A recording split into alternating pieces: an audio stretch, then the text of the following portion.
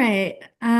So welcome to the Outdoor Equity Grant Board Committee meeting. This is the application rubric committee for April 9th. I didn't prepare a intro question or icebreaker question. I don't know if someone has a go-to that they like.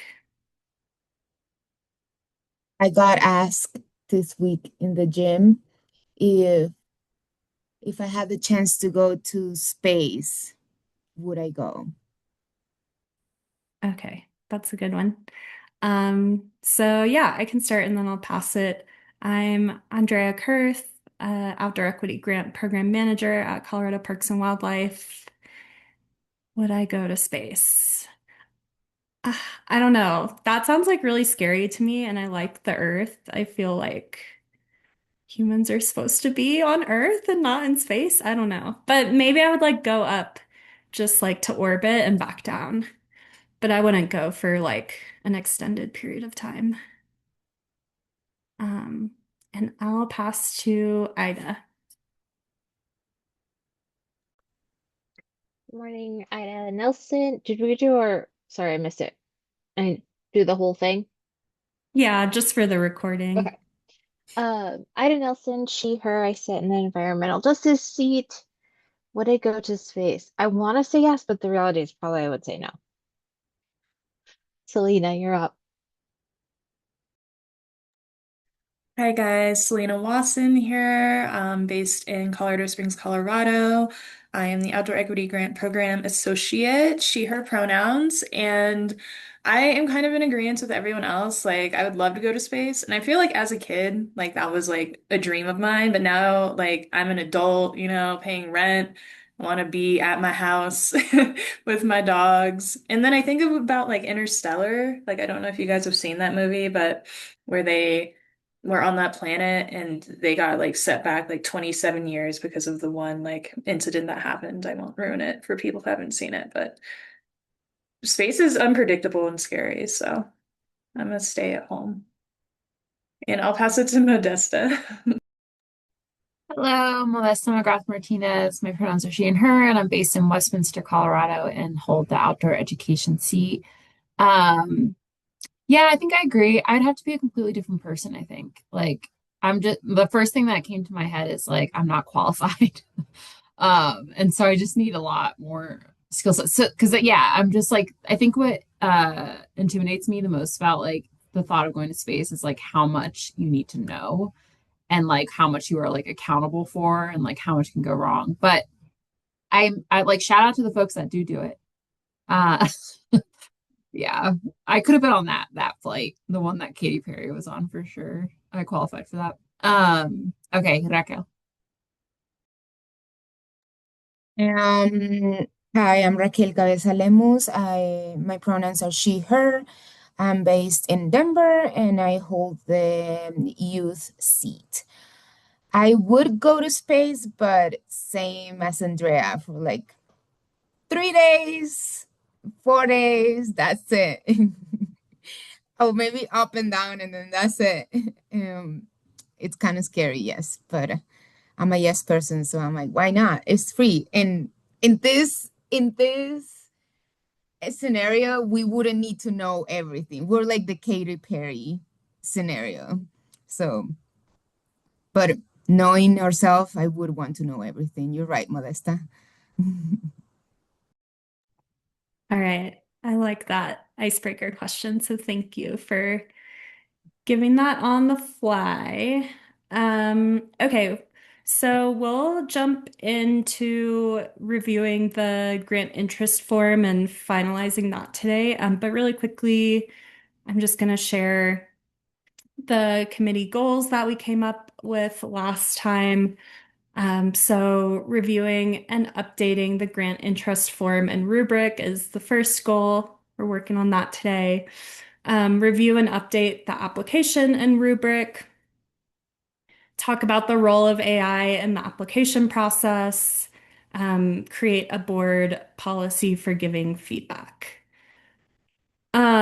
So yeah, that's kind of where we're at. And I also, before we jump into the grant interest form, I wanted to share with you all um, our kind of like answer about AI that we had last year in the webinar, and just have you all review that. And okay, yeah, thanks, Modesta. Um, And yeah, just make sure that we have that updated for this year and if we want to make any changes at all. So I'll just I can put it in a Google Doc really quickly. But I put it in the chat. This is what we had last year. So we just said we acknowledge there are generative artificial intelligence or AI tools out there that you may use to help create your grant applications. We don't have a policy against the use of AI. However, the board and Outdoor Equity Grant Program will not use AI to evaluate grant interest forms or outdoor equity grant applications. So, oops. I'll put it in a Google Doc and pull it up, but any initial thoughts?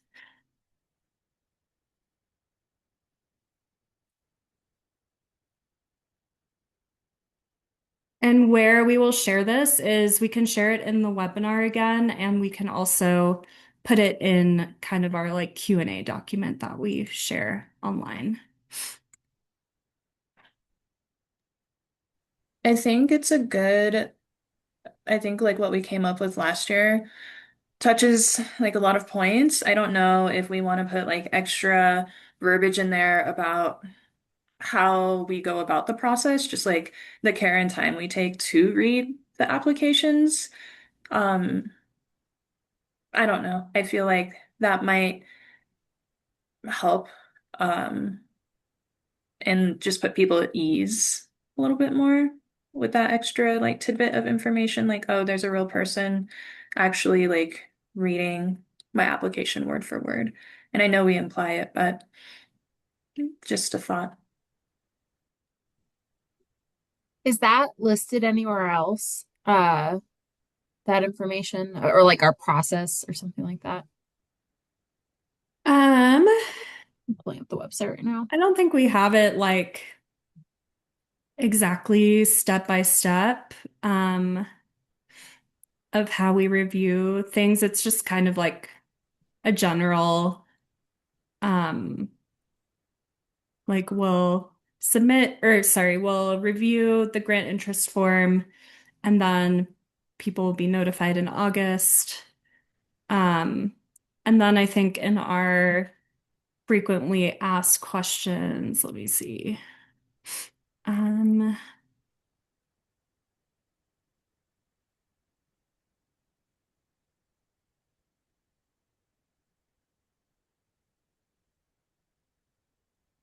we do have like a review process section in the frequently asked questions. So it says like how will proposals be evaluated? Yeah, I think if it's in there, then that feels solid to me. Um, but I like the idea of making sure people understand the process and like, yeah, the care and time that goes in. Because yeah, that's always just nice to see as a grant writer. Do do you feel like we need to add anything else to this statement? I personally don't, um, but I'd be curious what others think.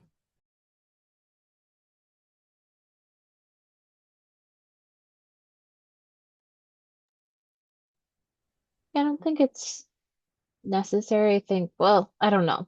I always say like don't ask people to read between the lines. Um, kind of like don't use the hair dryer in the shower approach to things. So maybe just like all submissions are read by somebody.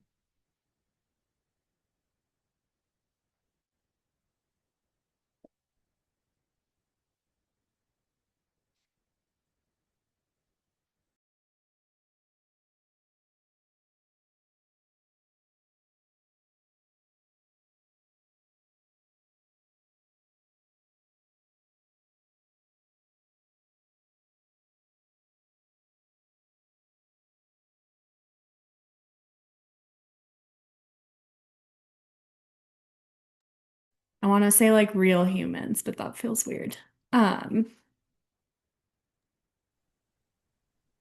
Yeah, I was thinking the same, but it's like in this context, I think we need to use some sort of word like that because we're talking about AI versus or personal time and actually us. Do you feel like the board, like saying the board, like referencing the board, does that? I think so. All submissions are read and reviewed by the Outdoor Equity Grant Program Board, and the Outdoor Equity Grant Program will not use AI to evaluate grant interest forms or outdoor equity grant applications. I think that sounds good. Okay. I guess if we're sorry to add, but because you all, Andrea and Selena, you both read it too, so maybe just adding program staff just to like, I don't know.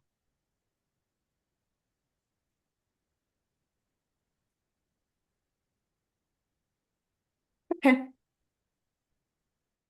What do you guys think about the however um in the middle between the two sections, between the two sentences, I mean. Um Kind of I like because in my head at least it's like we're talking about then and then we'll start talking about us. So like I like the idea of one word saying like, but here is our take in how we're doing in our side of the task and job. But I'm curious. Yeah.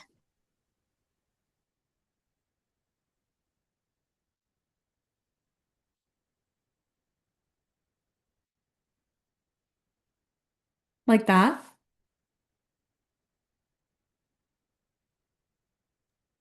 And then I think there'd be a comma after however as well. Is that right?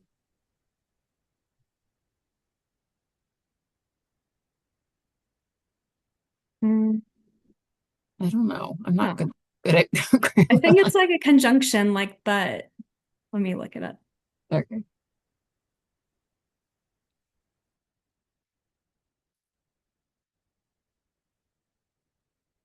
Oh.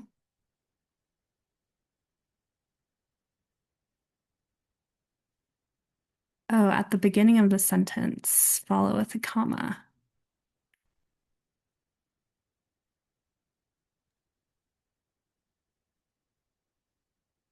Hmm. But mid sentence, no. I don't know. Yeah. I mean, Mid-sentence, joining two independent clauses, use a semicolon before and a comma after. I don't know. This is the AI telling me.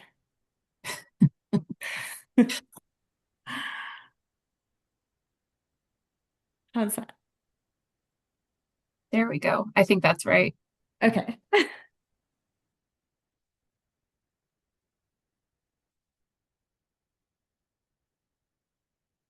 Okay.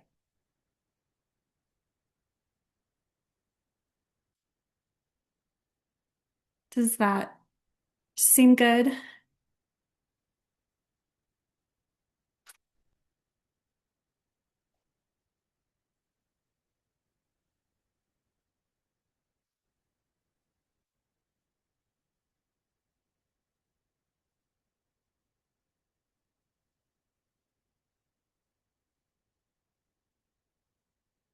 Okay. I'm not hearing any more. I can also send this out after the meeting, and if you have any last thoughts, but I think we can bring this back to the full board during our board meeting later this month. So thanks for working on that.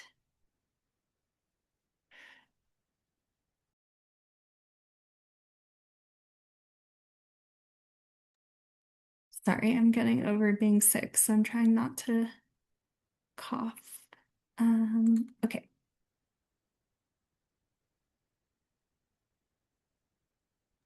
Andrea, you can cough, you know. It's Thanks. okay.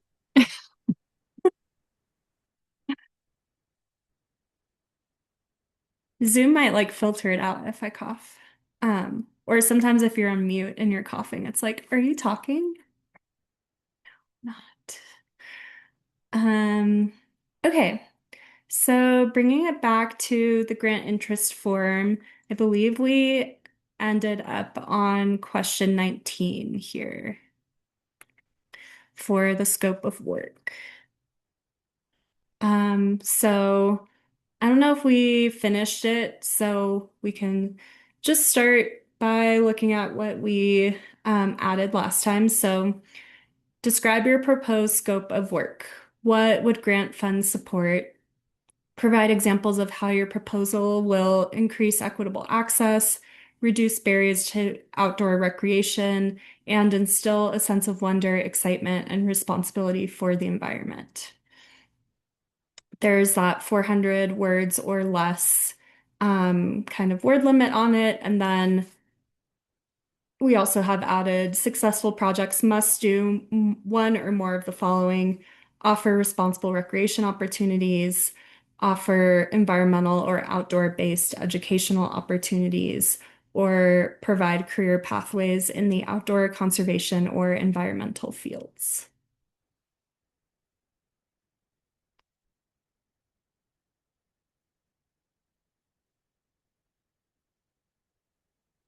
And one thing we wanted to consider here was the word count as well. Yeah, and if I recall correctly, I feel like maybe we were on board with increasing by like 50. I think Yeah, that's what we talked about. that sounds right.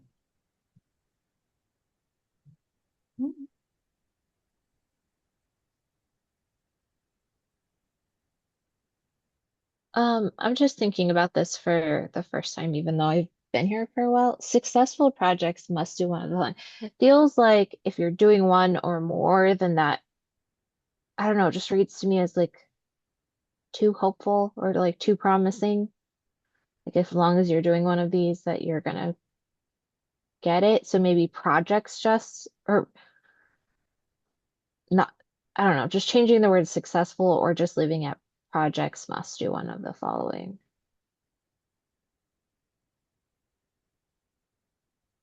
I think what we meant there was more of like successful proposals. Um, yes, and then these three options are the kinds of projects that we're statutorily Mhm. able to fund. So they have to do one, but they can do as many as they want. Or like, yeah, proposed scopes of work must include one of the following.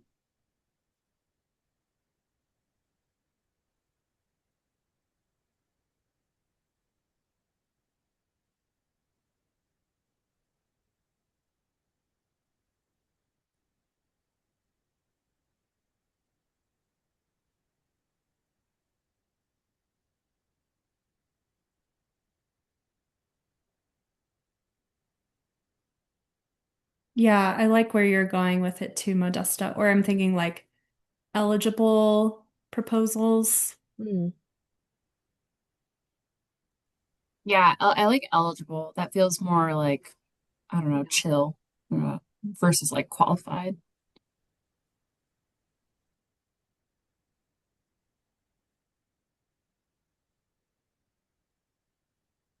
I like it.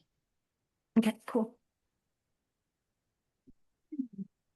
I know I sent out some example answers that we got to this question last time, and I'm curious if you all had time to read those over and maybe like any things that you noticed on um,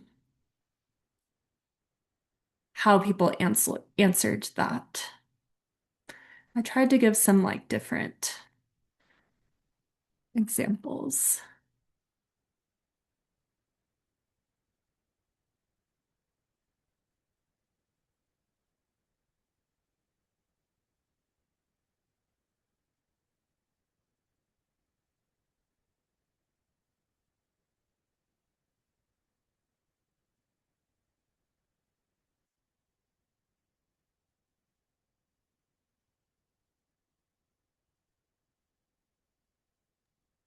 Andrea, could you put that in the chat? Sorry, I think I got lost in my email. Hmm. Oh, I see it. Okay. Yeah. This might be a dumb question. Are all of these examples with that same word limit? Yes. Okay.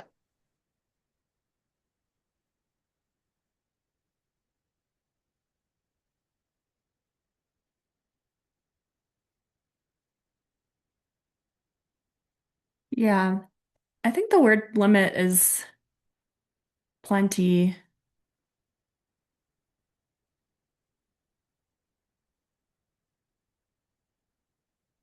to answer the question.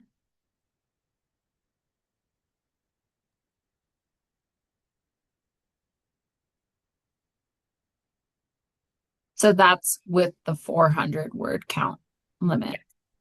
I can see how people got confused with the maximum 1,000 words. Oh, yeah. Yeah. Oh, okay. So this is just, so that's not what it looked like. It's Oh, okay. because it's a Survey Monkey thing. So in order for people to like import their data from the previous part of the application, we have to change the form that they submitted the first part of their application in. So the 1,000 words is reflective of the full application section. I don't know how to explain it, but like we have to edit the form that people have already filled out, if that makes sense. Yeah, yeah, it does.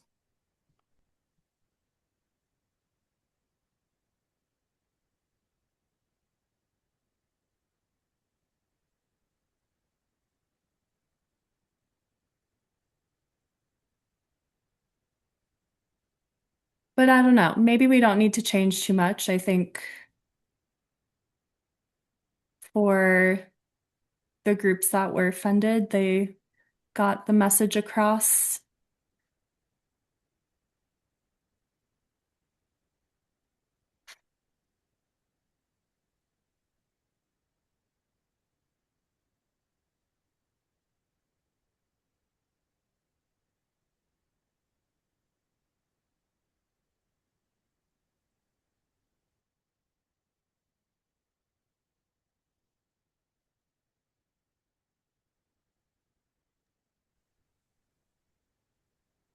I think that's good.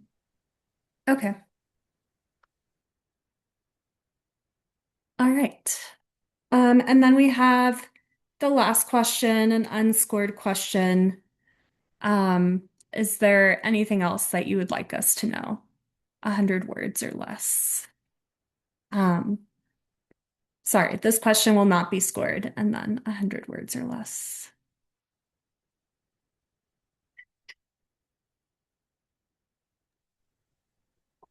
Do we maybe want to move that to the feedback section? Or is that specifically for that part of the application or the grant interest form? Um, I don't know. I would ask Ida. I don't I know if think it board members read the feedback section. um I do, but I don't just because I've been on this committee for a while, so I feel like it's important for me to read it.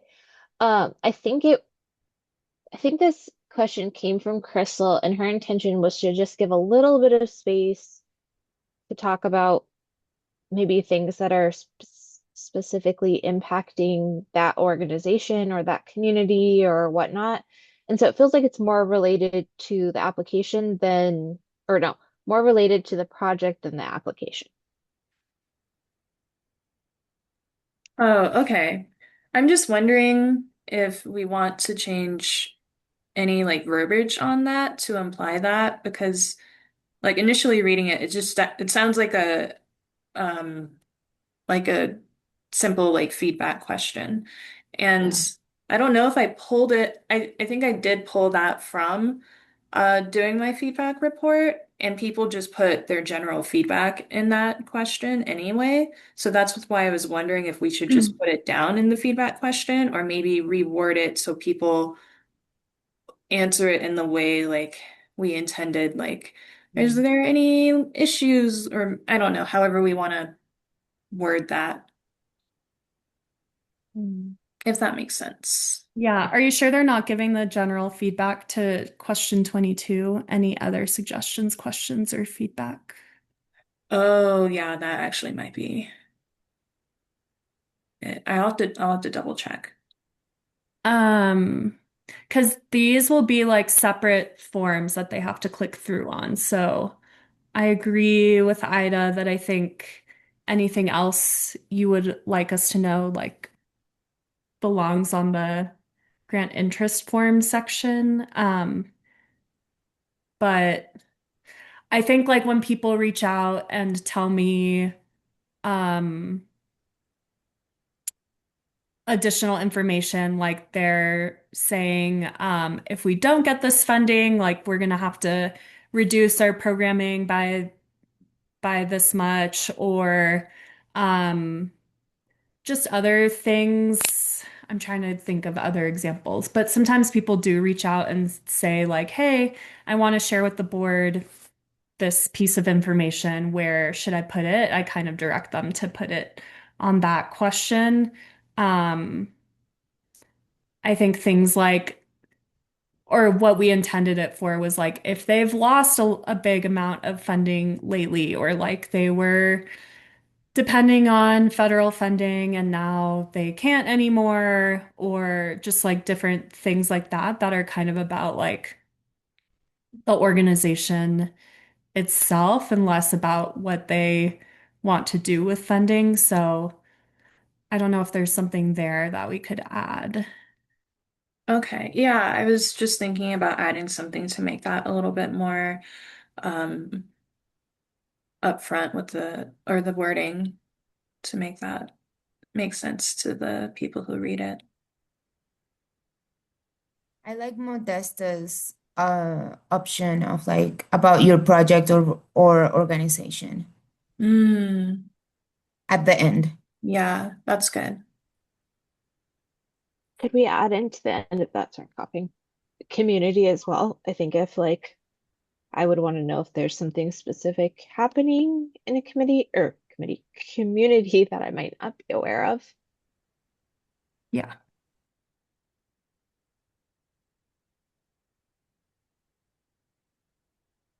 Yeah, I like that. great.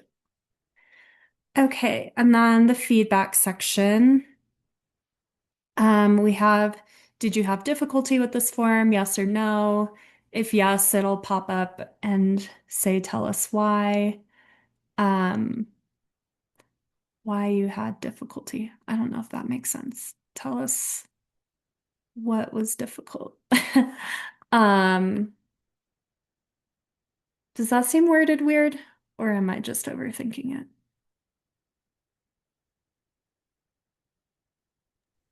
I think it makes sense. Okay. Maybe.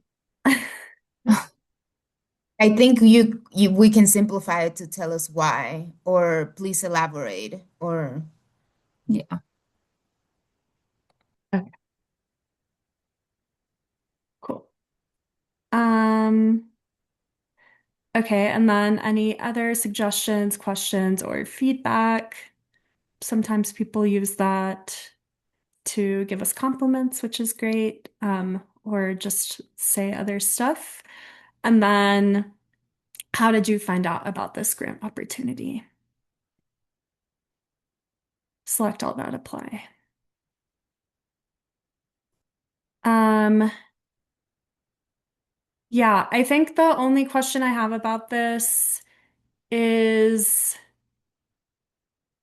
between other Colorado Parks and Wildlife communications and email newsletter or listserv.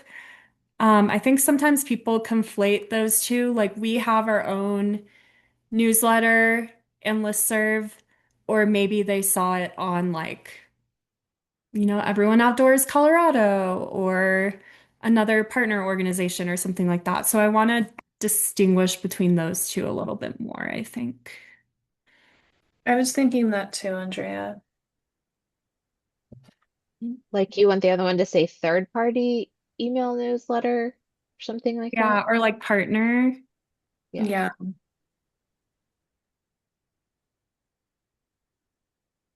I don't know if partner makes sense, but third party sounds very like, I don't know, legal to me or something.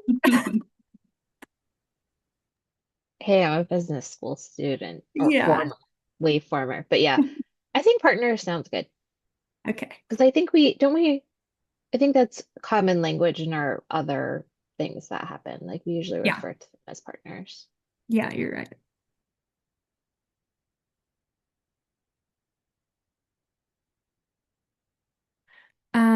Okay, Selena, I know you've been spending a lot of time with this section. Is there anything else that you think we're missing?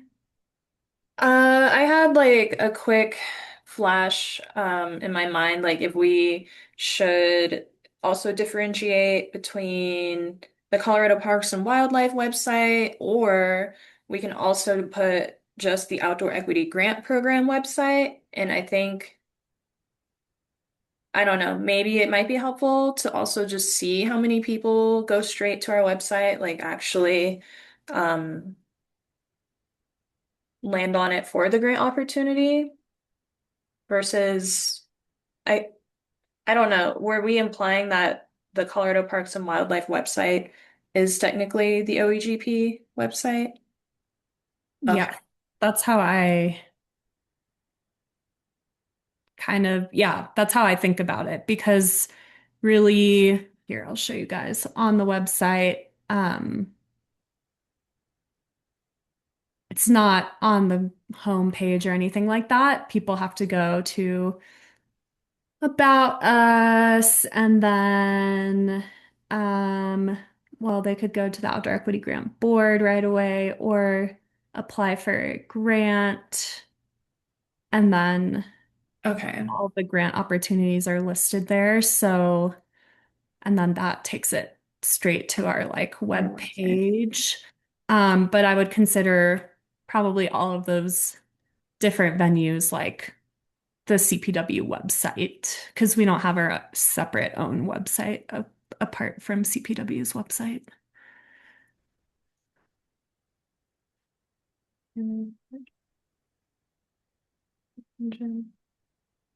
Hmm.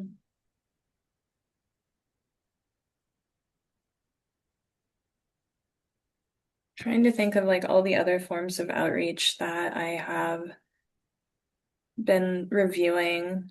And I think like the other section encompasses like those special like, oh, I heard it from a friend or from word of mouth. But I think like all of these categories are good. Um, what's the difference between partner, email, newsletter? Well, I guess I'm kind of answering the question myself because the following one is another organization or community partner again. So basically, it's like this one is word of mouth, and like this one is newsletters, both with partners.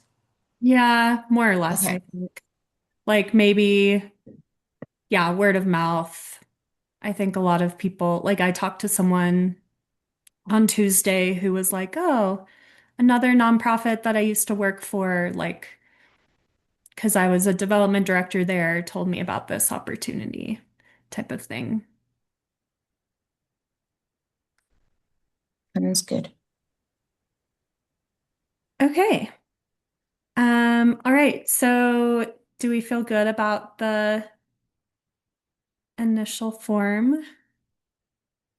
I have one more question to ask you all, and it's about just like nomenclature, just the name of it. I don't know. I don't love grant interest form. I think it's really wordy.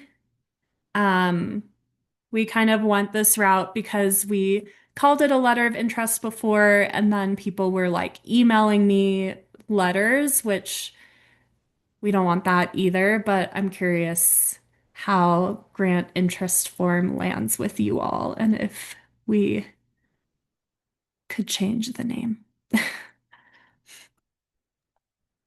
Do you have any thoughts in mind, Andrea, for alternative? Um, I think like part one of the application, I don't know, or like initial submission. I don't have a good thing that we would change it to, but maybe somebody else does.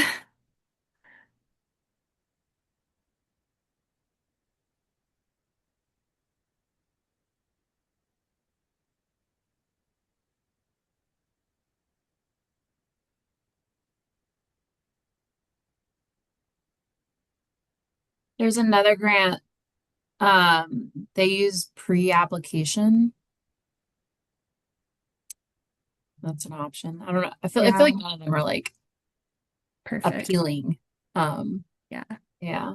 I think pre-application is what GoCo uses too. Mhm.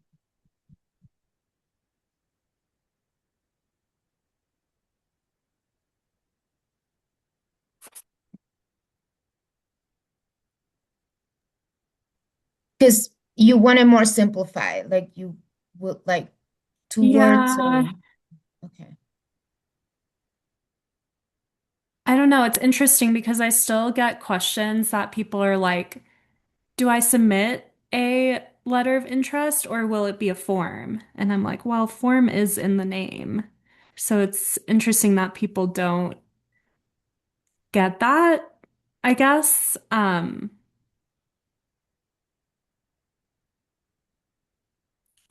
did some Googling. Cover letter, which I don't like. Executive summary or abstract. I think actually that's what GoCo uses is like they say Abstract. abstract.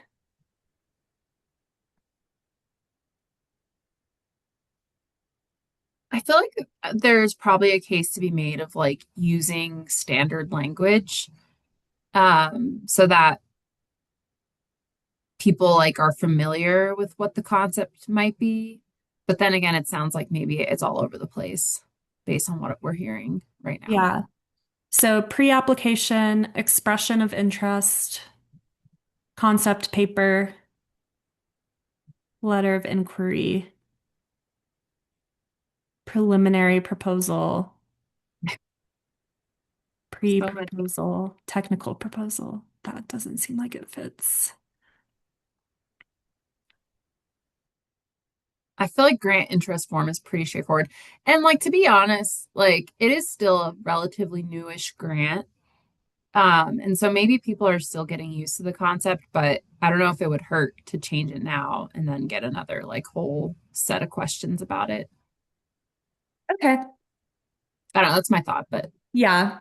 I mean, if we don't feel strongly that we have a better alternative, then I think keeping it the same is also helpful sometimes.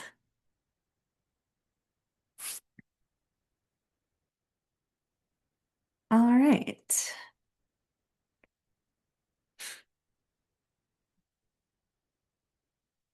Okay. Jumping into the rubric, and I know Modesta, you have to leave soon. Um, but I'll do a quick intro and then Raquel is gonna lead us through um, just reviewing this. And Raquel, I can take notes in here as we're changing stuff.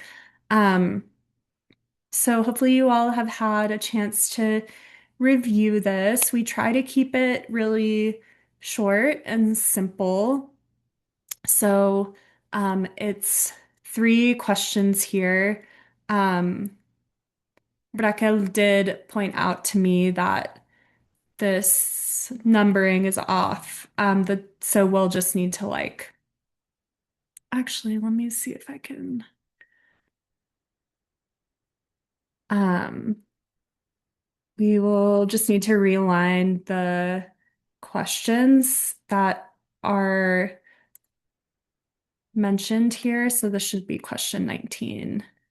Describe your proposed scope of work. And we've added those in so that when you are reviewing these, you'll be able to kind of see what questions you're referring to. So again, three score questions.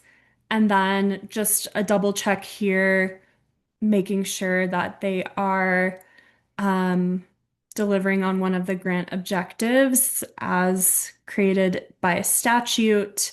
Um, some general feedback. And last year we asked that if a score was below a 3 on any of these top sections, that they add specific feedback about that question. Um, I think we had mixed success with that, and some reviewers um, might have like copy and pasted or like put very like general feedback for questions. So I think that's something that this group should think about and then encourage the board with a policy that we'll try to hold reviewers accountable for regarding giving feedback. So that's my basic intro. Does anybody have general questions about the review form?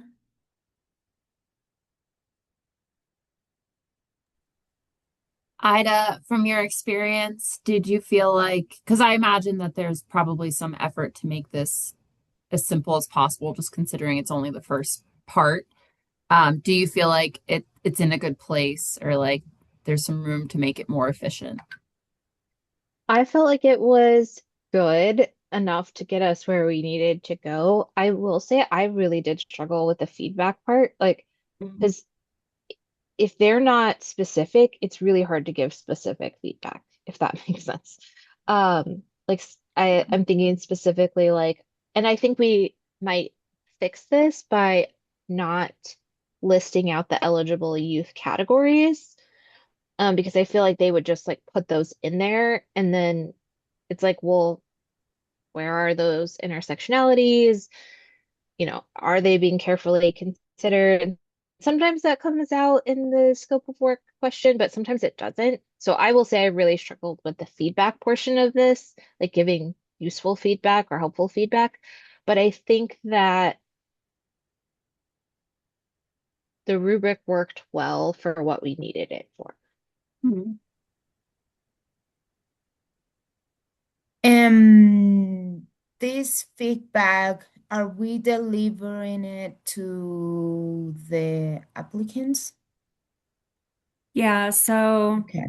when they receive their notification, they can go back into the portal and kind of see like individual reviewers' scores and the feedback there. It's all anonymized.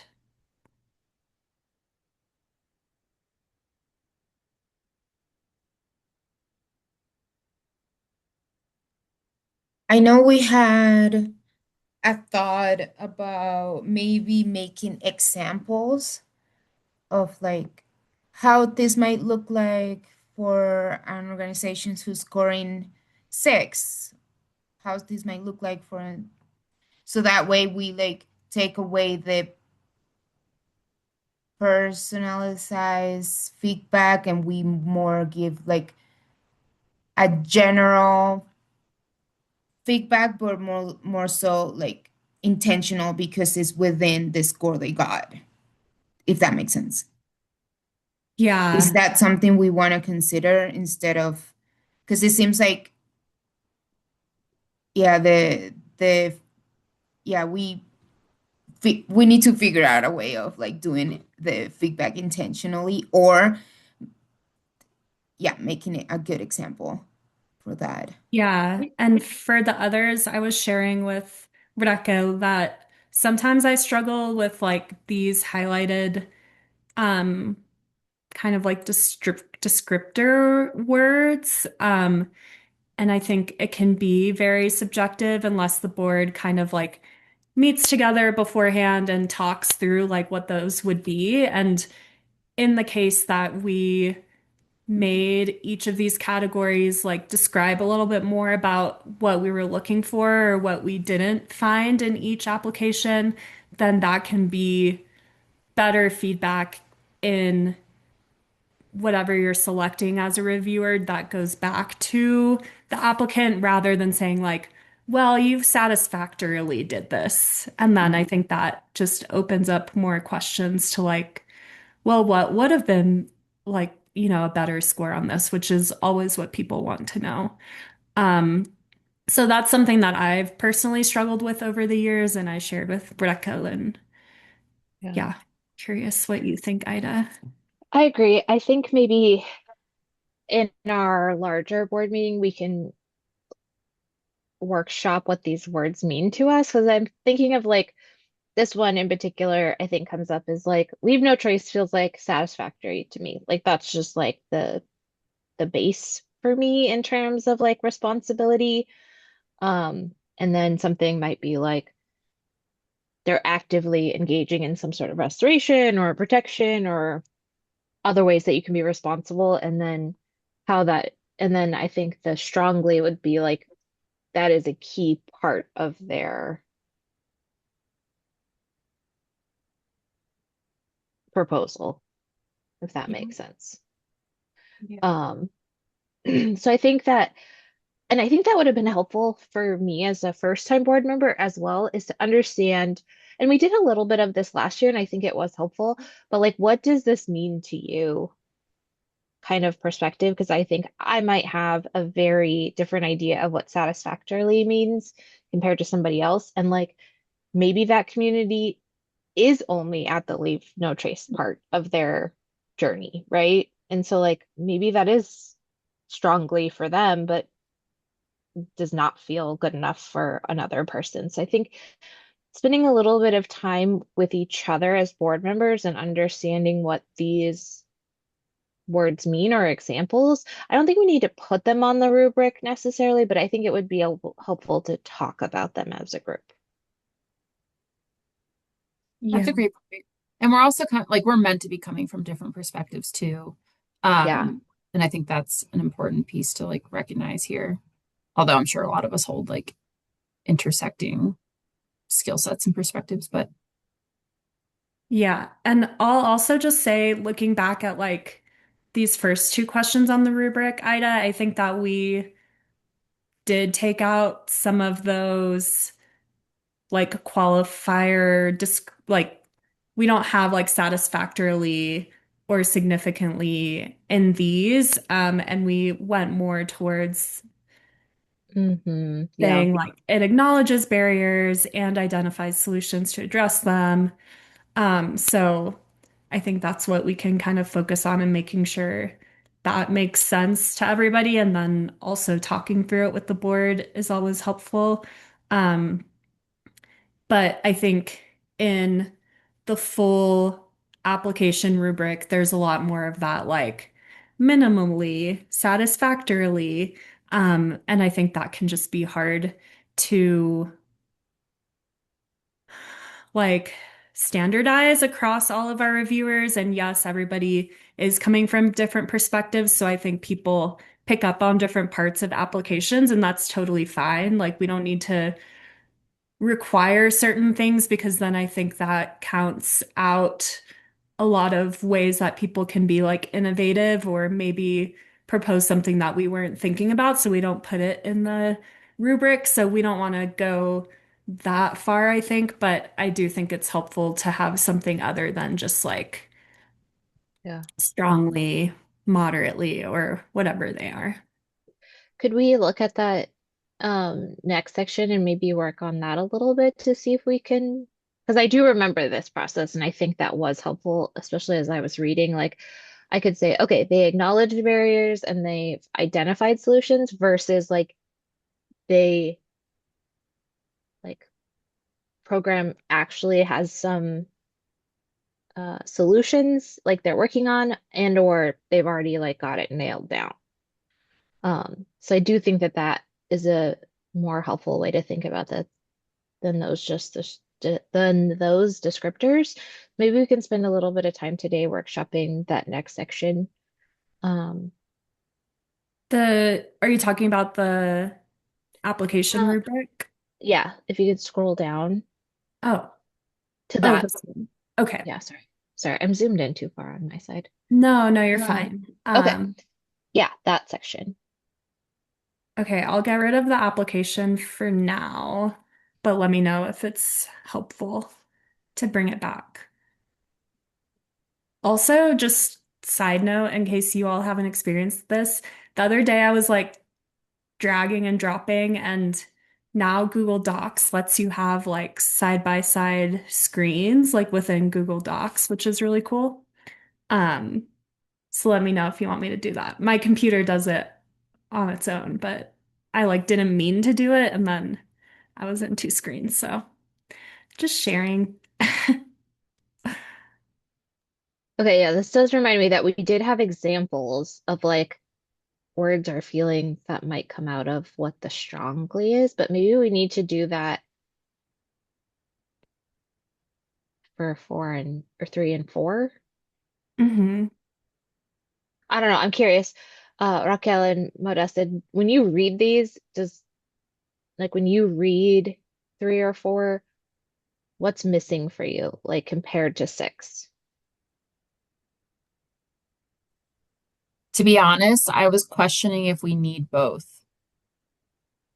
Like three and Um, four, you mean? yeah, I was, but I don't know. It's like I go back and forth on this, and I also feel like rubrics kind of break my brain sometimes, but I feel like we probably want the nuance or want to allow for nuance between the two, but it can also make it easier for the scorer. Um, but yeah, what were conversations around that, if any? I don't remember, but I know that we like tried to think about them numerically as well. So like that's why it's not one, two, three, four, five. So that way the difference between four and six hold those sixes out of the pile numerically. Mhm. Um, and we kind of felt like there wasn't a ton, like numerically, there's not a huge difference between three and four. And so I think we've always kind of thought that those were similar, but that uh they had a slight edge, which is not helpful, right? I so that's what I'm trying to think of like other example words that we came up with to maybe kind of expand on what the difference between satisfactory and significantly is. Yeah. And Ida, you also inherited this, so I don't know if we even talked about Yeah. it last year. But I think the original thought was that a three is kind of like gonna be the minimum for kind of like meeting the minimum expectations of what a proposal needs to be funded. Like it has um, a component that's either outdoor recreation, conservation, or sorry, outdoor education or job and career training. Um, it's meeting the minimum qualifications, but not really like going above and beyond. In practice, does a proposal that is getting mostly threes generally get funded? Probably not, just because it's a competitive grant program. Um, and then just because I am routinely looking at what people score, I think our reviewers score a lot of fours, Mhm. because it's like almost there, but not quite there. But then there are some really nice people that score a lot of sixes, but it tends to be a little bit like individualized. Um, so yeah, I think Well, that's tough. Well, yeah, would it, so what makes a program or yeah, what makes a project jump from three to four? Is it that like they're hitting multiple of like the areas of focus? Is that, or is that one of the qualifiers? I guess maybe we need to like write those out. Like, Yeah. and I think if we start defining that, that also needs to then be communicated back to the applicant as well, which maybe it already is, but just thinking about that as well. But yeah, so like maybe it's a four is hitting multiple of the like um the focus areas or Yeah. multiple of the like target audience. Yeah, and Modesta, I think we've shied away from requiring that because I think Mhm. someone can do like a job and career training program really, really well. That doesn't mean that they have to have like an education component or a recreation component for us to want to fund it.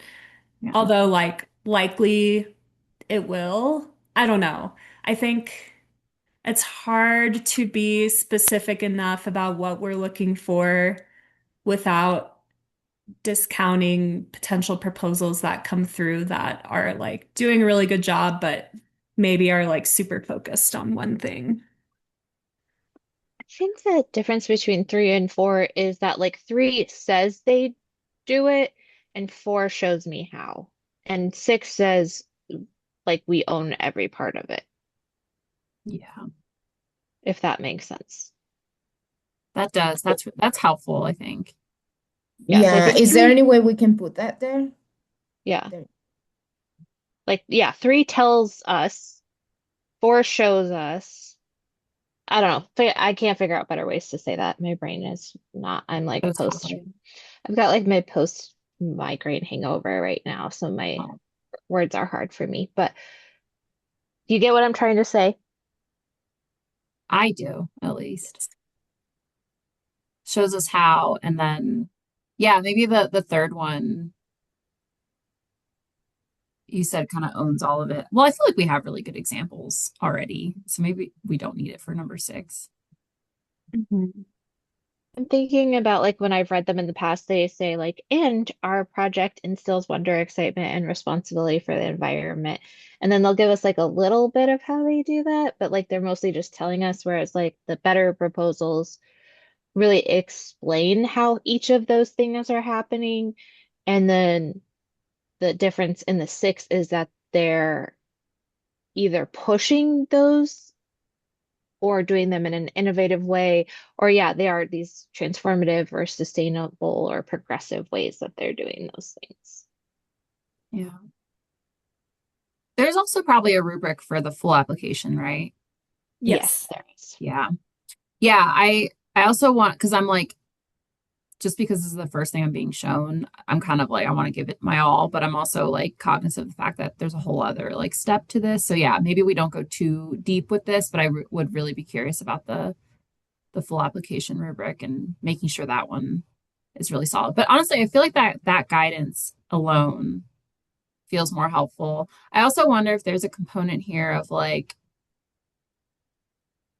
I don't know where this fits, but like making sure that we understand how the community informed the development of their project or something like that. Yeah. I think that might fit more into the second question, Modesta, and I know you have to go. Oh yeah. Um, It's odd. And Okay. it's a big part of the full application. Like we have a whole nother question that Oh, asks like, how do you know that this is what your community needs? And that gives people the opportunity to say like, we did listening sessions or we do mhm. surveys of all of our programs. And then we kind of evaluate them on that. Um, so since we don't specifically ask for it in the first section of the application, it's not as specifically called out in the rubric. Okay. Gotcha. Okay, well, I do have to jump. I'm sad to go, but I'll look at notes and stuff afterward. Sounds good. Okay, bye all. Thanks for being here. Bye. Okay, I know we've been jumping around, but what question do you all want to work on?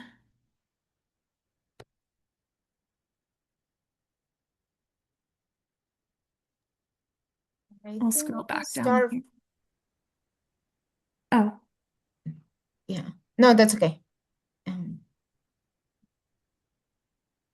what were you gonna say? Then we can start from the beginning, but Yeah. we can finish this. I don't know. I don't have the numbers of the questions, but like these 19 that we're working on, that one, the one you have there. I think Okay. um I was thinking it is helpful at least to showcase with the full board, like some context of like the tell us, show us, own it. Because it gives some context of like each, even if we don't maintain it there, is a good um yeah, I don't know how to say it, but like it gives context of each number. If I don't know what you guys think. Ida, since you yeah, I think it would be really helpful to do this as a full board so that way, because as new board members, we're asking you to like evaluate something you've never really even seen before. So that feels like unfair. So I think that having like Ilda and Benny and Frida and others' perspective about what other things stand out for them. So like I think adding at least a couple more bullet points to 3 and 4 could be really helpful.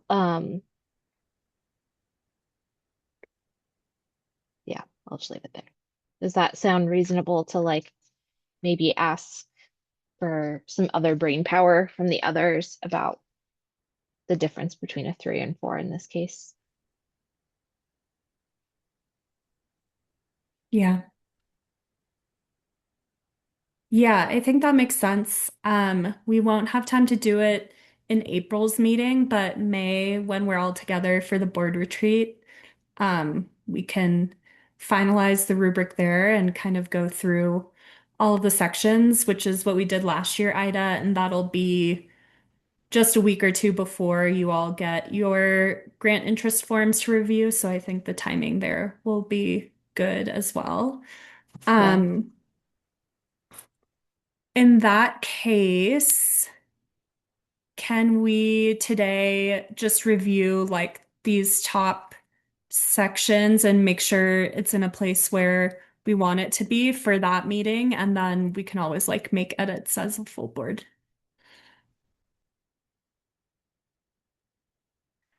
Um, okay, so starting from the top, does the proposal increase access to the outdoors for eligible youth and families? We have the descriptor here, which we've actually taken out of the application here.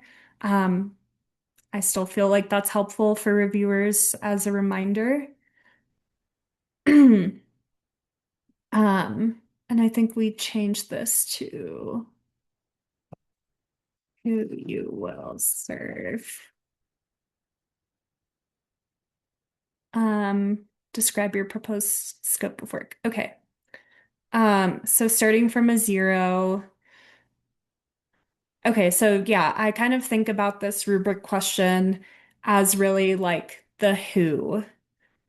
Who are you working with? Like, who is going to be impacted by the grant program? So, a 0 would be, like they're serving adults or they're serving,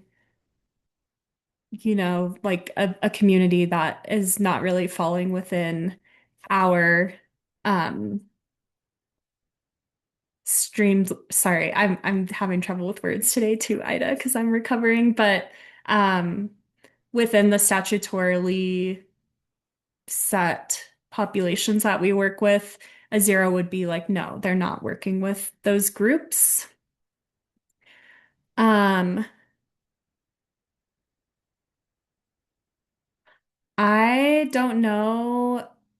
I don't know about this first part of this section in section 2, because this is more about like the how and not the who, I think. So I wonder if we need that. Um, I struggle with what is the difference between a 2 and a 3 here because a 0 would be they're not reaching our intended group. And then somewhere between a 2 and a 3 is maybe it's like some of the youth that they reach are eligible youth, but maybe it's like a broader program for the whole community or something like that. Um, I think that's more falling within the 3. So I'm curious what the two would be here.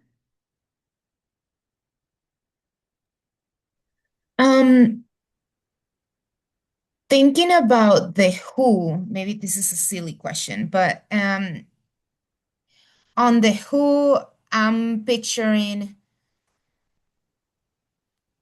all these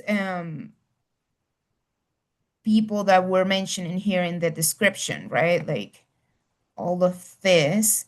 But Hmm. then at the same time, we are saying youth and family. So does that take away any adult programming? Or what if they're doing an adult program within this set of characteristics, but they're not Yeah. youth or they're not families? Yeah. So we reach youth 25 and younger. Hmm. So if it's an adult program, even if it is within the categories, then technically they're not eligible. Like we Okay. can reach adults if youth are also being reached at the same time. Okay. Got it. Thank you.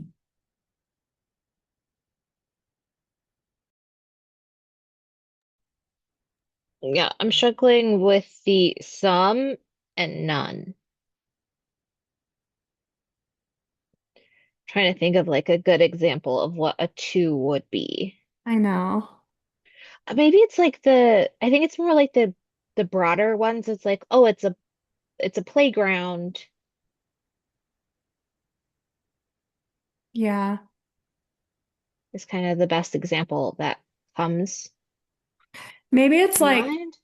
the proposal may reach eligible youth, Hmm. Yeah. but it's more like a coincidence in a way that it's reaching those youth. I don't know. Yeah, I think it's like proposal increases access to the outdoors.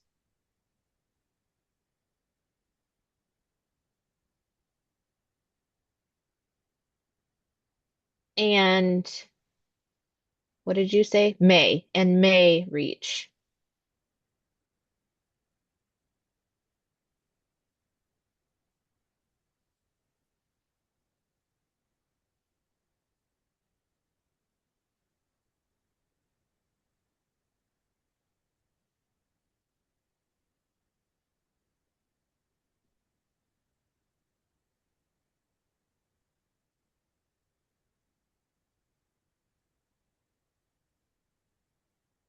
Yeah. Or maybe it's like unclear.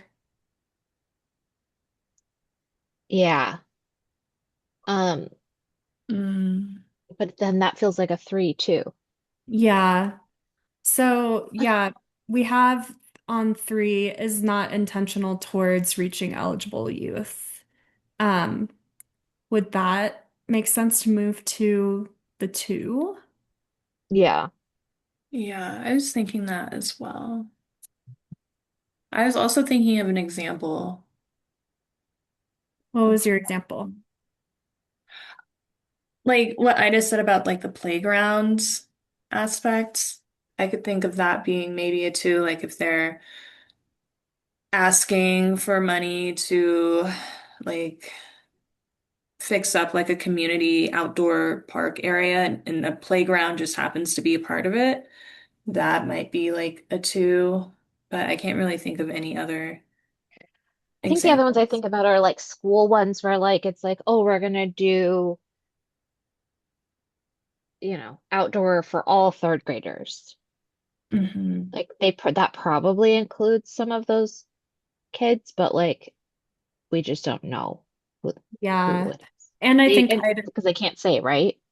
well, I think also the difference for me there would be like if it's a school that has maybe like 20% of eligible youth, but they're going to reach 100% of their third graders, like you said, like, yes, they are going to reach eligible youth, but the program isn't tailored to those youth, and might there are going to be other proposals that reach a bigger proportion of eligible youth that are just going to be more they're just going to score higher and show more need, I think, overall.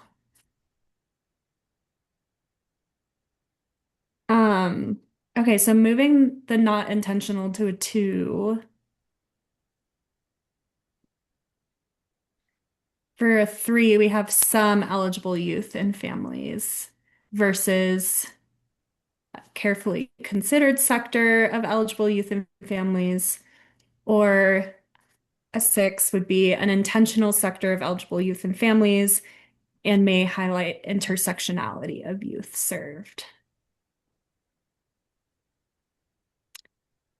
So yeah, Mm, a three for me is like the bare minimum. They are Yeah, reaching the populations that we need them to reach for them to be eligible.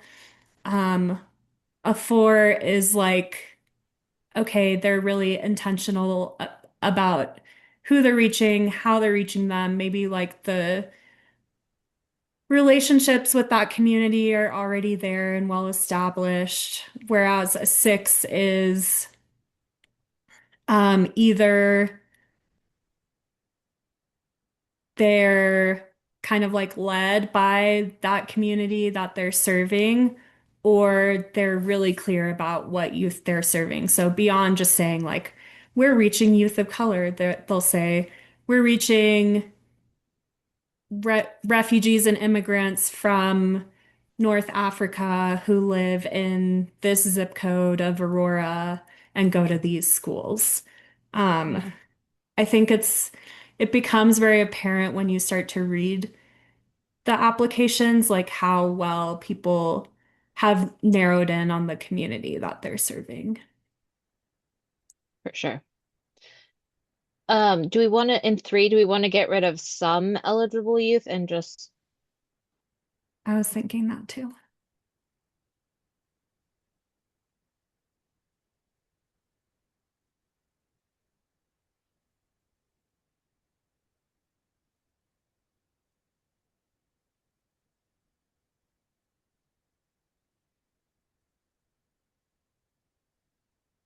Now that Modesta said, do we need a four? I keep thinking about that. I think the difference is, yeah, okay, I'll come up with maybe a where I've seen it play out. Like, yeah, a three is we're focused on, I don't know, trying to think of a broad example.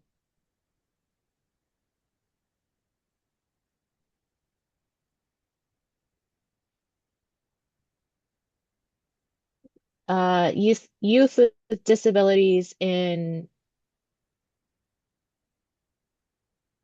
North Central region or something like that. And then I think the carefully considered would probably be like the youth from a specific, oh gosh, I'm having a really hard time with this today. This one. No, you're good. I could give a six. I could give a good example of a six. Yeah, give a good example of a six. I think we've seen ones that are like, okay, we're gonna focus on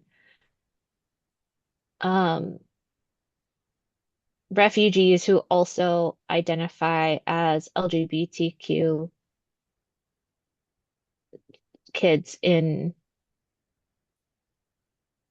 I guess it doesn't matter where they are, but so it's like, yeah, like a mix of two different things or more.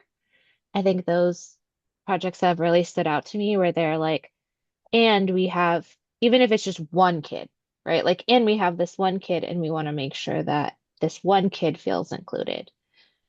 I think Benny said something in the past where like, even if we're just helping one kid, that's enough. And so I've been thinking about that a lot. And so I think this also applies if they're like, okay, we know, Blue, and we want Blue to be in this program. So we're going to make sure it works for them. Um,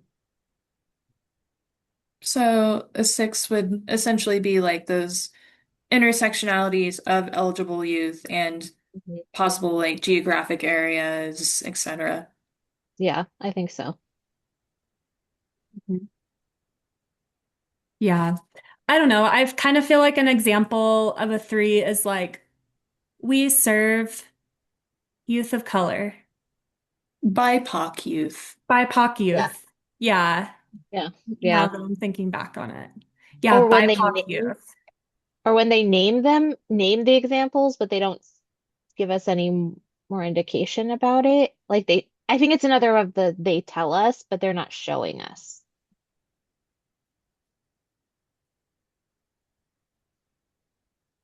Yeah, that's a good point. Yeah, and then a four is more like, um, It's more defined from what I'm hearing. what'd you say? It's more defined. Yeah, youth or community are more defined. And I think like this organization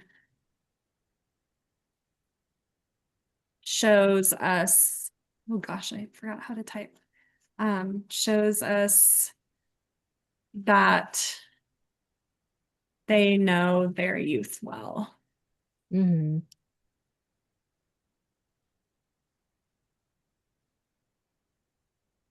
And it's all intertwined, right? Because I think if you have a general idea of who you'll be serving, then you can come up with general solutions to get them outdoors. But if you're in conversation with the community that you're serving, then you can actually listen to the barriers that they're facing and make sure that your programming or your outdoor equity project is actually solving for what they're facing.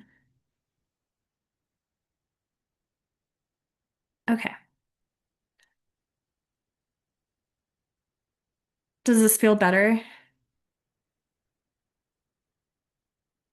Just line these So up. would a two just be someone saying like, we intend to reach eligible youth, but not really say anything about how they're doing it?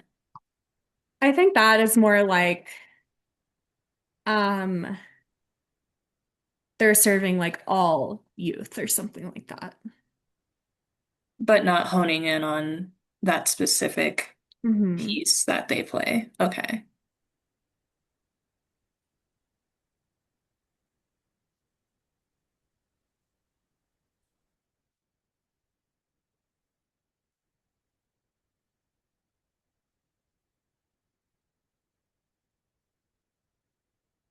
Okay. And then I think zero is pretty straightforward. But maybe it's worth putting in there that this would be like, oops, serving adults only. Um, Generally, we try to take those applicants out if they're like truly not eligible. We do get a few good proposals every year that are serving like veterans or um, disabled adults or something like that. And unfortunately, they have to have the youth aspect be a big component of what they're doing. I think the other one that I've seen, which I loved the idea, but it didn't fit this at all, was like they were going somewhere, like the venue was outdoors, but the intention was not about the outdoors, if that makes sense. Like they Hmm. were going somewhere to do something that was outside, but had nothing to do with nature or conservation or anything. Yeah, I wonder So if I think that's that in. Like going dancing on a park. I Maybe can't that one remember would fit more in like the this where, question the where. Okay, idea. you're right, you're right. But yeah, I can think of an example where they were like, oh, we're gonna like do this job training program for youth to become chefs in like an outdoor setting. Yeah, yeah. Um, Yeah, hosted in the city park. yeah. Okay. I'm gonna move us on to the next one. How well does the proposal increase access and reduce barriers to the outdoors? So a zero is not mentioning barriers or solutions. A 2, they're acknowledging barriers to the outdoors, but the solution is mismatched. So maybe they mention one barrier, but then the program that they're proposing isn't really addressing that. A 3 is that they acknowledge barriers to the outdoors for their community and identify solutions to address them. So getting closer there. A 4 is identifies specific barriers to the outdoors for their community and proposes solutions to address them. And a 6 is removes barriers to the outdoors and actively implements solutions to address. Just going to change that so it matches.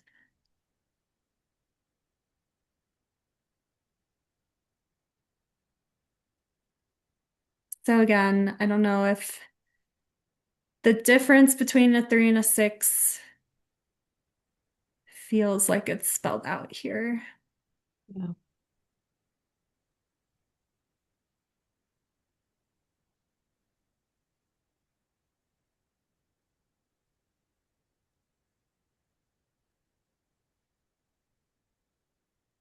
I feel good about this one, but Raquel, how is it reading to you? I think it makes sense. Like acknowledging is not identifying and proposing solutions. Like there is a difference between I see the problem and I see the solution, but other thing is like a proposal and like be more specific about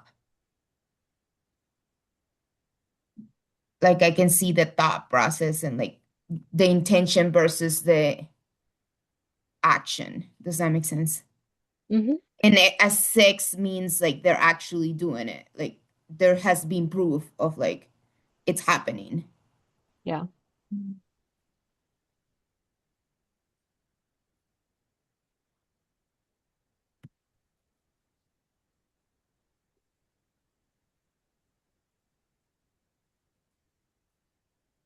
Am I, is that accurate or Yeah, I think so. Yeah,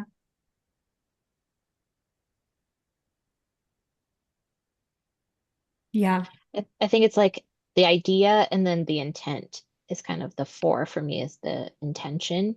Mhm. It's still not an action though. Yeah. Like there is identify, there is propose, but propose is still not an action. And then 6 is like we're actually doing it, right? Hmm. Yes. That's the way I Okay. read it too. Okay.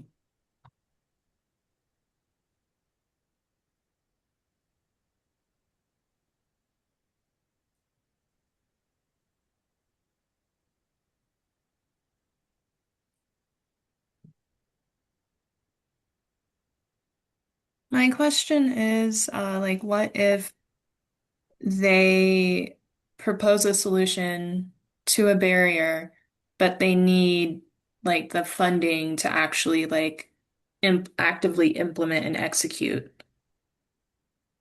Like, what if they're missing that piece because Yeah. like grant funding is a barrier for them? Like transportation is always a big one, right? And so it's like the Yeah. difference between do they already have it or they don't have it and they need it Hmm. to implement it. Okay.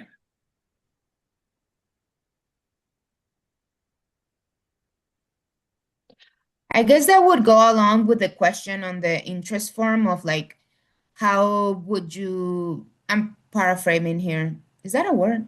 paraphrasing. Paraphrasing. I'm Yeah, you were so paraphrasing here, close.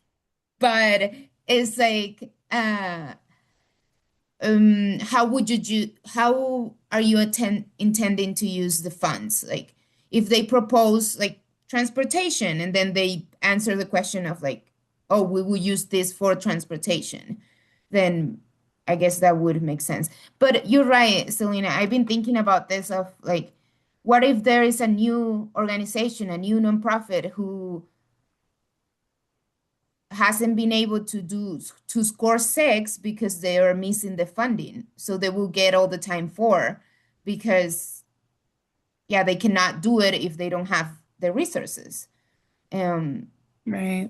it's almost like does it mean like if it's a new org with no funding at all and they have a great mission, but they haven't actually put it into action, does that make them less qualified to get it?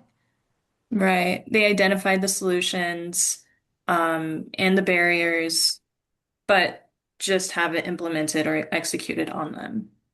Right. And does that put other grant program or other programs that have been funded and have like that established structure ahead of those who do not? Yeah, Mm. exactly. Mm. Have you seen that, Ida, in To me, it's previous almost years? to me, it's almost like they're make a six would be okay. So the difference between a four and a six, just related to transportation, is like these kids are getting to where they're needing to go because families are doing it regardless, or like as Mm, like I've got a van of kids because I have a van, so I'm gonna ask the program lead or whatever, I'm gonna make sure these kids are doing it. And then this will just take us from being kind of like small mom and pop, you know, doing it all with our own dollars and our own personal resources versus like having a van to be able to do that. So I don't have to use my own car to do it. So I think like if they're making it happen, it's a six. If they're making it happen no matter like not no matter what, that feels like exclusionary. But they're doing it, it's just not sustainable, maybe. Like maybe they're renting a bus or something, and it's too expensive for them to keep renting a bus, but they're still doing programming regardless of the barriers, and that a six would be like, okay, here's the solution. We've been making it happen, but this is the thing that we need to tip us over into sustainability. Does that make sense? Like, as an example, I think in my mind. Yeah. I also think about it's not against our policy to like fund something new or a startup or like a brand new organization or something like that. But I think there is always a little bit of a risk there too, and it's something to consider when you're trying to balance like, okay, should we fund this project where they've been doing it for 10 years. They have those connections with the youth that they're working with. They have a program that works really well and seamlessly, and they're just asking for, let's say, like more funding to expand, um, versus this brand new idea that's maybe like filling a need that hasn't been filled yet. Um, but part of that project is still going to be exploratory, I think, and a new organization definitely goes through those growing pains of like they have an idea, they submit that to us, and then I see it all the time where they come back and they're like, "Oh, this partner didn't work out," or "We need to change our proposal in this way or the other." I think that's totally fine. Like, and we understand that and expect for that to happen. Um, but I guess for me, a six is more like they've done the background research to understand that what they want to do is kind of like addressing the issue in the right way and reducing the barriers in the right way. And um, maybe it'll be a little bit less of like a trial and error type thing to like see what works with their communities. I also think about it a little bit is like identifying solutions or being a part of the solutions. Because I think that sometimes the proposals that aren't successful in my mind are the ones that are like, oh, we see these things happening and we're going to be the saviors and fix it, versus like, our kids are experiencing this. This is how we're trying to do it, but we need some money. Or this is how Yeah. we have been doing it, but we need money to make it work or something like that. Yeah. Um, if that makes sense.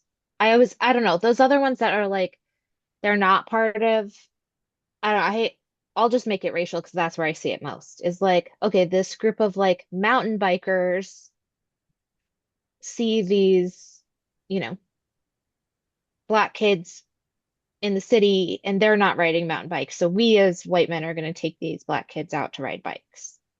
That doesn't feel like the same as like, I am a black mountain bike rider and I'm going to take my community kids out to ride bikes, if that makes sense. That's kind of where I see the biggest gap here. And I think we get to it in the second part, like we mentioned in the other one, is like the how involved in your community like are you part of the community or are you outside of that community trying to serve that community? Yeah. Like what is it like? It's for us, by us is kind of the six versus the three for me, or the four Um, even sometimes. yeah. Yeah, that makes a lot of sense. Thank you both for giving that context. That helps a lot. Yeah, that was well said, Ida. Mm. Okay, back to this third question.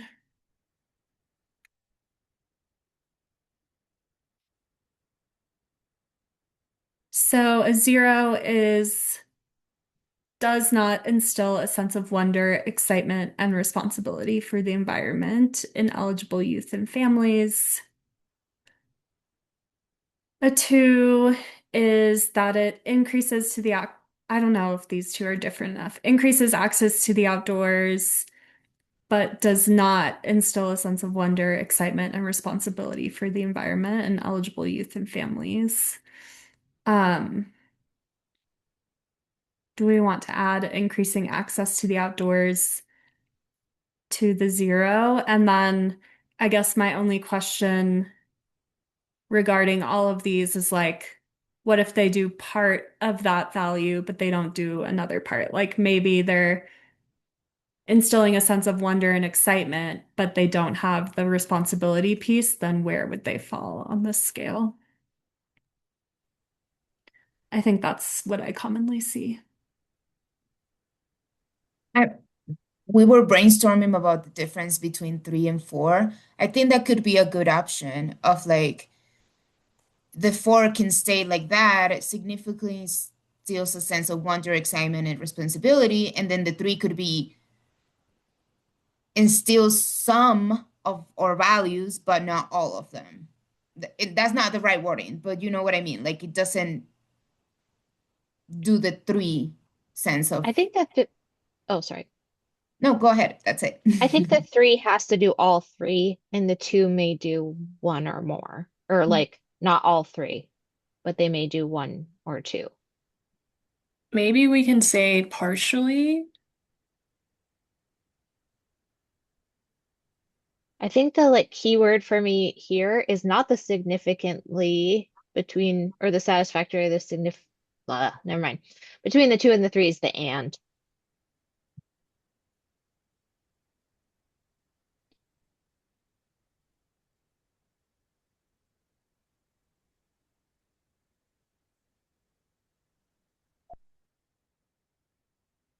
So would it be like an or for a two? Does one of the following. Instills a sense of wonder, instills excitement. Wait, but okay, wait. But you said we need to do all three of them. So, No, the three is that they're doing all of them. right. And the two is they're doing one or two of them.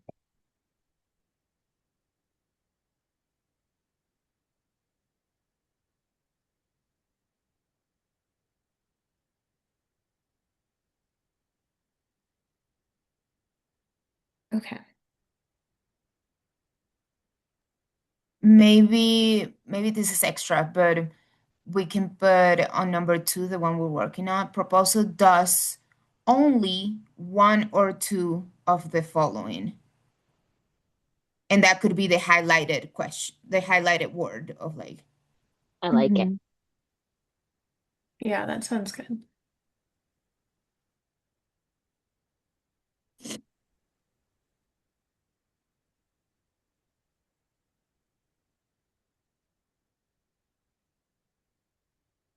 Yeah.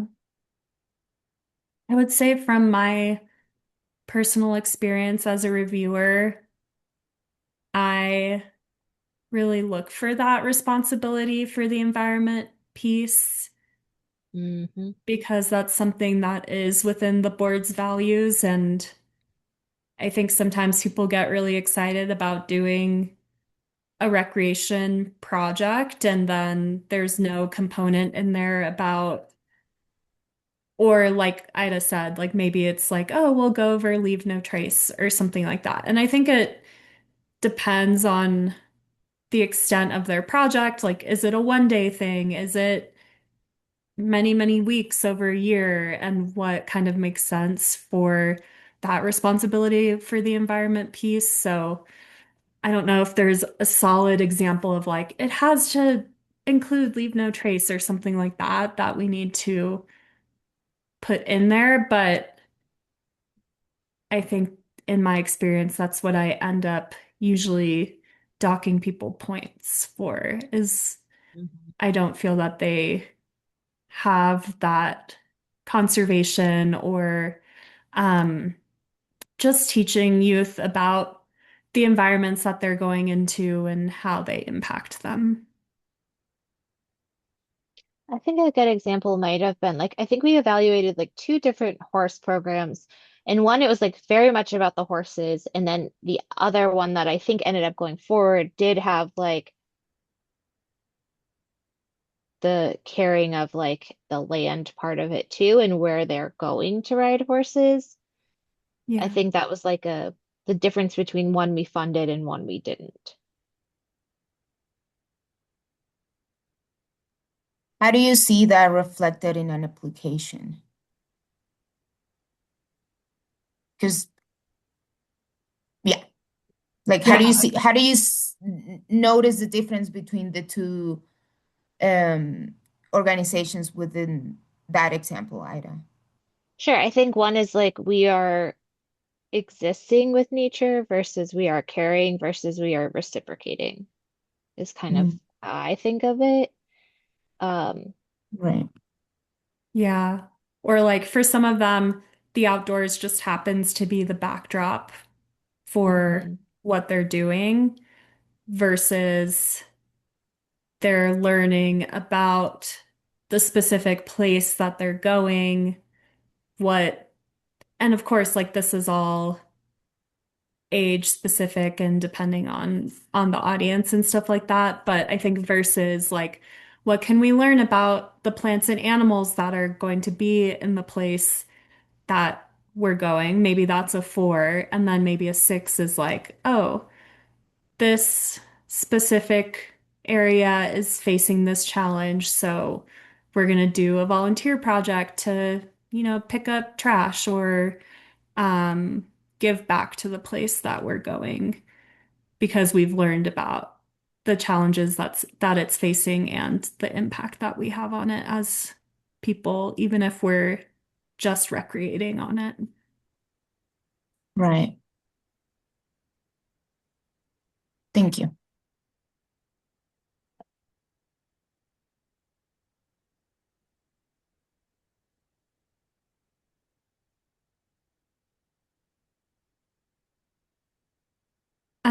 Okay, I think this one we'll probably talk a lot more about at the board meeting, so I'll definitely schedule some space for us to do that. How do we feel about these highlighted words? Do we want to change them or do we feel good moving forward to the whole board? I almost feel like taking them out because they just don't kind of drive with how we've done the other ones now, like how we've shifted the Mm, other ones. Um, I don't even think it needs to be a highlighted word. Just proposal describes how they will, or something like that.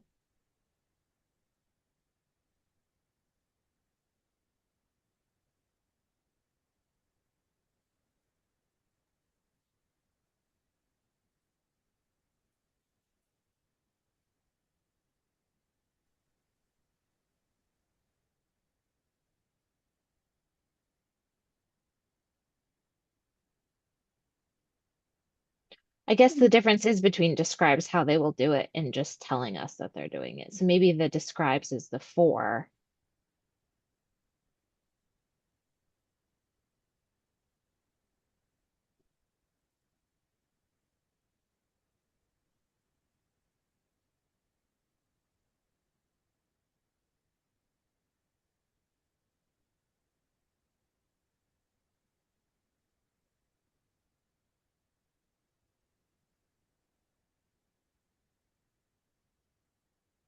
I don't know why it's coming to my head, but I just want to write proposal claims that they will Yeah, I instead. was like, that came, tells us how.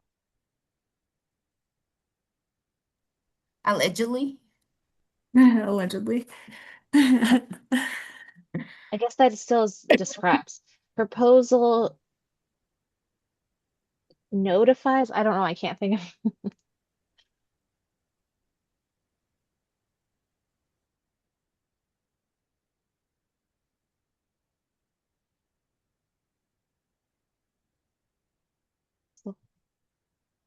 Inform.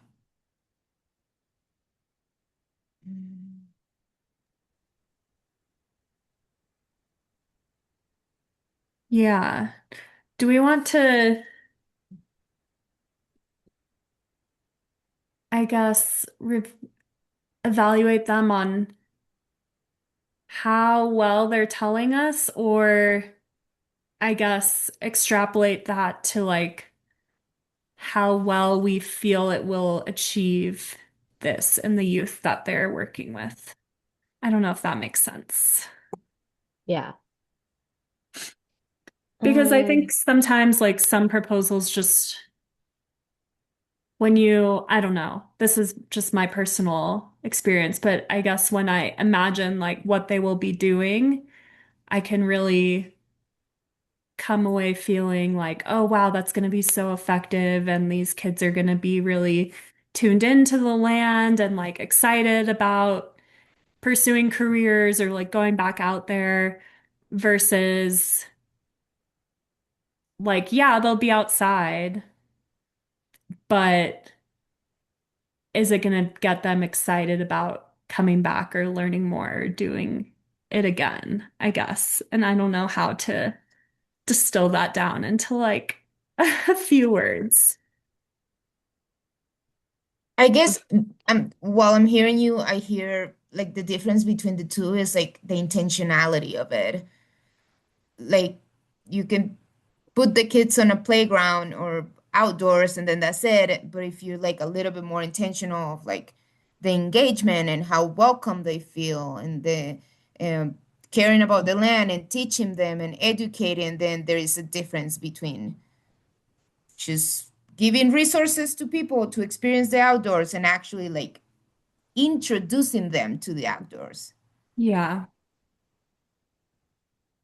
But Yeah, that mentions. reminds, sorry, for which one? Sorry, No, you're I good. forgot I wasn't on mute. Proposal mentions on number three. I don't know. I can't. No, I always struggle with this every year.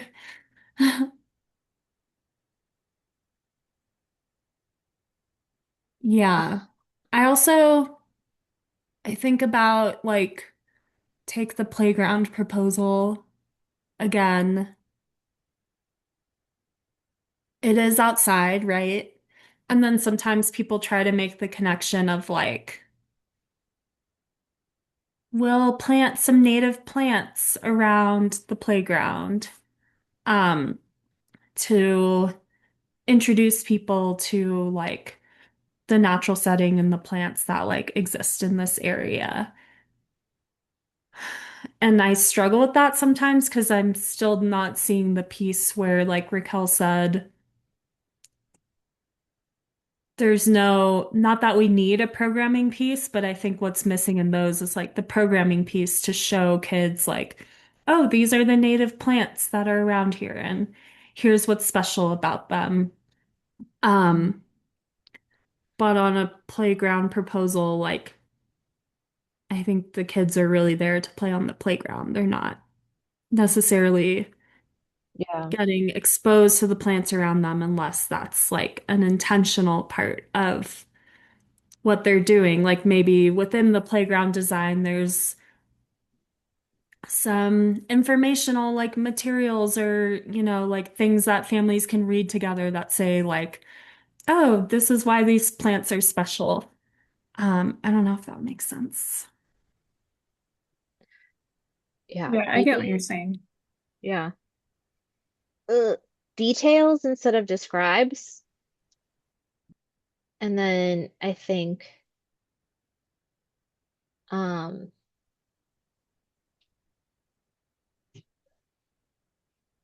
how they will intentionally instill.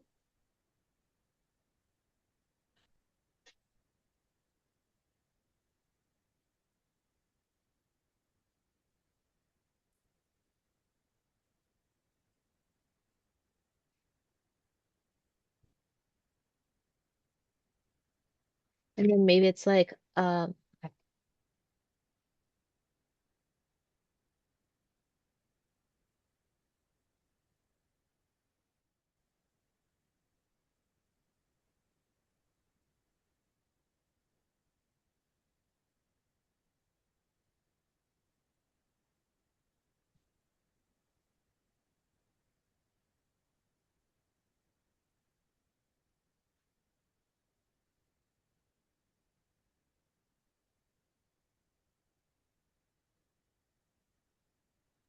I think that's pretty solid. Yeah. Yeah, I think so too. Because I was thinking back of like, I think a three is really like, we'll be outside. And sometimes people kind of say, like, well, by nature of being outside, like kids are going to be in wonder, which I don't think is necessarily true. Whereas, like, a four, maybe they're like, we're going to do this specific activity to make kids slow down and observe the environment that they're in so they can have that sense of wonder beyond just like being outside. Whereas a six is doing all three of these things really well, um, and intentionally, and it's kind of scaled up or scaled down depending on who their community is, their previous experience with the outdoors, and kind of like where they want to go.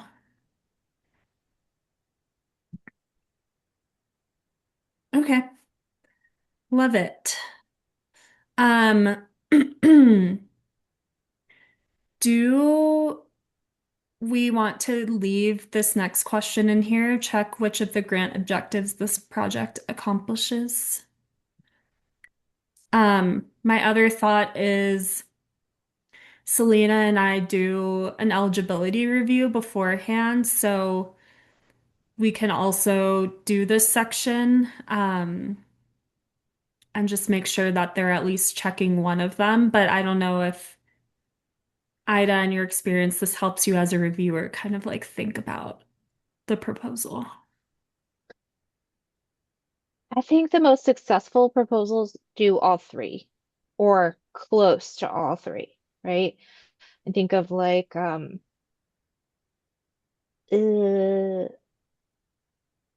there's like some sort of junior ranger program, right? And so they're um going through their education part, they're doing some of the recreation activities in that period, but then they're also, I don't know, maybe that's not a great one. Um, or like maybe the swimming one is a good example where they're like they went out to learn about the watersheds, they learned how to swim, and then some of the kids had the opportunity to become lifeguards or whatever. Mhm. I might have made Yeah. that last part up, but I think that was No, you something like didn't. that. That's true. So I like, for me, it's like the most successful ones have three, and it's a good reminder for me to like check those off in my head. But because it's not graded, then is it useful? Right. And if they're only required to do one and they do one really well, that's probably somewhere in the two or three versus just the responsible recreation. There's this other component to it, or like they're really focused on outdoor education or really focused on career pathways. I think that naturally then keys into the other two. I don't know. Mm. I've talked to myself in circles about it, but I don't think it's entirely helpful, but it is a good reminder that successful projects typically do two or more of these well.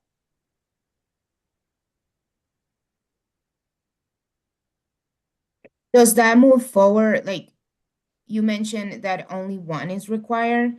Um, I'm just thinking like if it's not rated, and even if they just do one, they'll still move forward to the next step. Yeah. Um,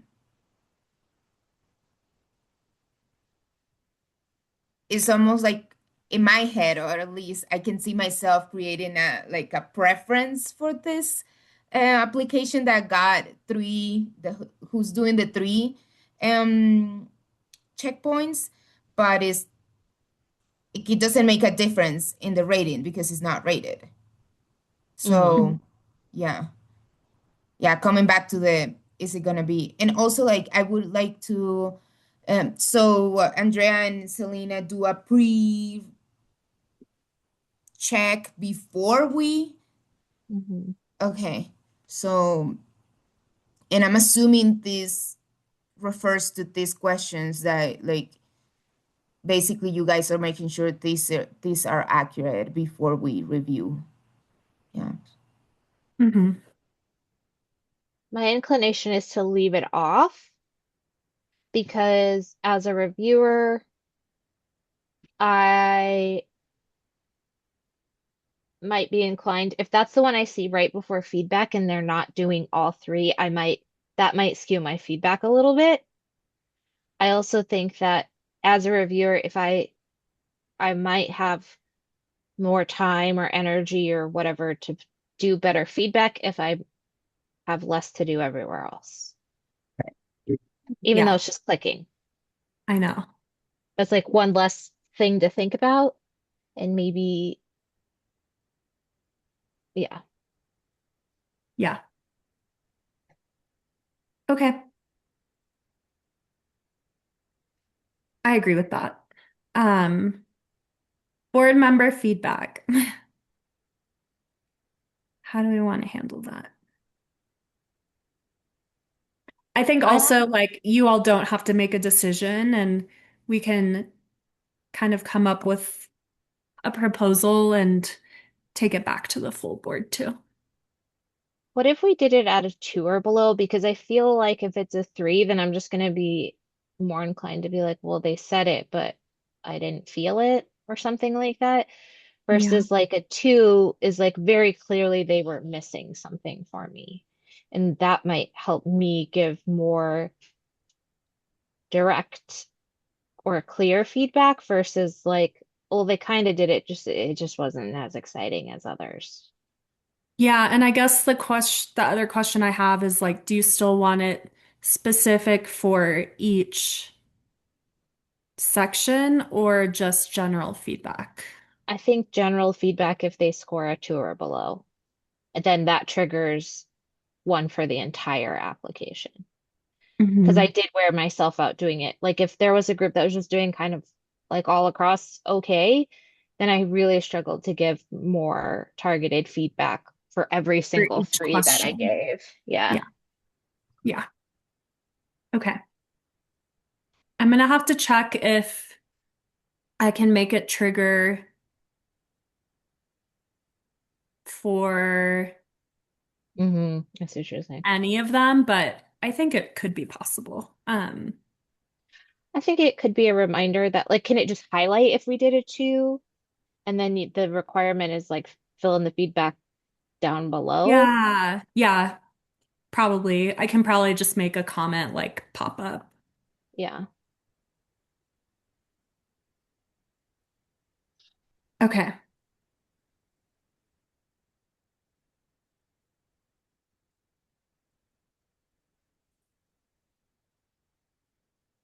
Okay, cool. Thank you all. I think that was great. We made really good progress. We have our board meeting in a couple of weeks, and I think we'll definitely need to get the application approved. And if we have time, we can move into the rubric, but I think I'll mostly save that for our in-person meeting together. Um, so essentially, I'll send out the application that we worked on to the full board, give them time to read over it and kind of sit with it before the meeting. And then during the meeting, I scheduled out an hour for us to talk about the application and get it approved. I don't know if it'll take that long, but I just wanted to make sure we had plenty of time in case there's more discussion. Um, but otherwise, I think we're in a good place here. We'll bring the rubric to the full board for discussion in our May meeting. So I think we can come back in June or, well, I guess. What do you all think about like when you want to work on the full application section and the rubric section? Like, would it feel better to just keep going now in the spring and get that all knocked out of the way early, or would you all prefer to have a little bit of a break in the committee meetings and then come back maybe like once you've gotten to see some of those applications come through? But how did we do it last year? I feel like upfront is better because I think what happened last year was we trying to think. I feel like there was a little bit of uh f- friction sounds bad, but I'm not using it in a bad way between like wishing we had asked something after. And I can't remember what exactly it was, but I think that there was some like whatever, like, oh man, we wish we would have asked this, or this wasn't clear, or we can't, we didn't ask for it, so like it shouldn't be a part of the application now. Mm-hmm. Yeah. Um, so that doesn't help us decide one way or the other, but I do remember that, but I can't remember what it was about or where in the process that happened. I just remember that it happened. Yeah. I will say the benefit of doing it earlier is if we get that approved by the board ahead of time, then we can put it on our website extra early so that people, like sometimes people start asking me like, what's the full application going to look like? So I think applicants would appreciate that. Um, the benefit of waiting might be to like see and give some people on this committee some experience reading those grant interest forms before we go into finalizing the final application. But I'll leave it up to you all. I'm leaning towards doing it early, although I would appreciate the experience. I think I'd rather do it before so we have more time in case like the full board has some feedback and like that doesn't happen either, where we're like running out of time and we couldn't adjust anymore because we basically didn't have enough time and we have to deliver the application right away. And I also like the idea of having it early for them as well. Yeah. Okay. In that case, in 2 weeks we have our full board meeting. So I might just try to schedule the meeting 2 weeks after that. That way we have a little bit of a cadence, but I'll send out a doodle poll to you all. Perfect. Okay. Sounds good.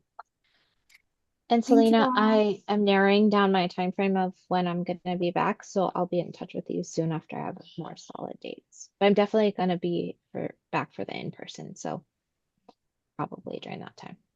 Okay. Thank you. Thank Thanks, you, everyone. everyone. Thanks, I hope you y'all. feel better, Andrea. Thank Yeah, feel you. better. Take care Yeah, of you too, yourselves. Ida. Bye. Bye.